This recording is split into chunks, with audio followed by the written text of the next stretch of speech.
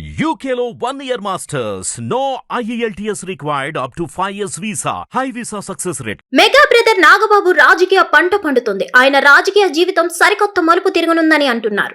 అనకాపల్లి నుంచి లోక్సభకు పోటీ చేయకుండా త్యాగం చేసిన నాగబాబుకు ఇప్పుడు అదృష్టం ఆయన్ని వరించనుందని అంటున్నారు. నాగబాబుకు అదృష్టమే లేకపోతే వైసీపీ నుంచి ఆర్ కృష్ణయ్య అనూహ్యంగా రాజీనామా చేయడం, ఆ విధంగా 3వ ఎంపీ సీటు ఖాళీ కావడం అంతా ఒక లక్ అని అంటున్నారు.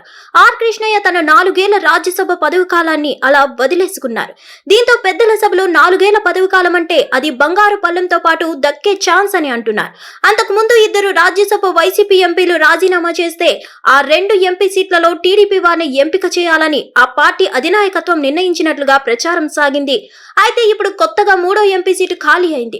దాంతో ఈ సీటు జనసేనకు ఇస్తారని కూడా అంతా అంటున్నారు. నాగబాబుకి ఆ సీటు కన్ఫర్మ్ అని కూడా చెప్తున్నారు. నాగబాబును రాజ్యసభకు ఎంపిక చేయడం ఖాయమని, మిగిలిన 2 ఎంపీ సీట్లలో తమ పార్టీ వారిని చంద్రబాబు పెద్దల సభకు పంపిస్తారని అంటున్నారు. ఇంకోవైపు చూస్తే కేంద్ర మంత్రి వర్గం ఏర్పాటు సందర్భంగా టీడీపీకి 2 మంత్రి పదవులు దక్కాయి. అప్పట్లోనే జనసేనకు 1 మంత్రి పదవి ఇస్తారని ప్రచారం సాగింది. కానీ జనసేన ప్రాతినిధ్యం లేకుండానే కేంద్ర కేబినెట్ ఏర్పాటు అయింది.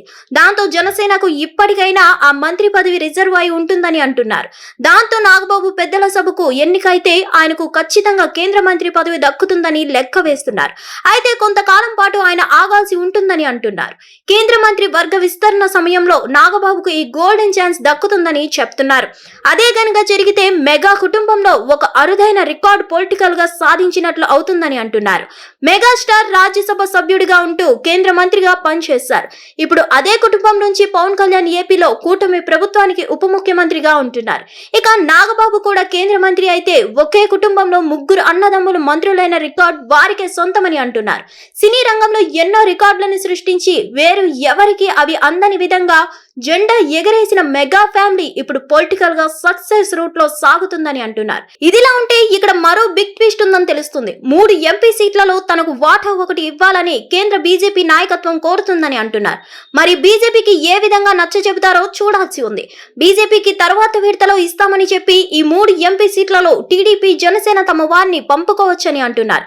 సో రాజ్యసభ ఎంపీల ఎన్నికకు నోటిఫికేషన్ రావాలి, కానీ నాగబాబు మొదటి ఎంపీ అవుతారని, తర్వాత కేంద్ర మంత్రి అవుతారని అంటున్నారు. మరి ఏం జరుగుతుందో చూడాలి. మరి హిట్ టీవీ యాప్ ని డౌన్లోడ్ చేసుకోండి. ఇందులో short news, live news, entertainment movies అన్ని అవైలబుల్ గా ఉన్నాయి. Please download Hit TV app. Hit TV app hit TV యాప్ని ఫ్రీగా డౌన్లోడ్ చేసుకోండి.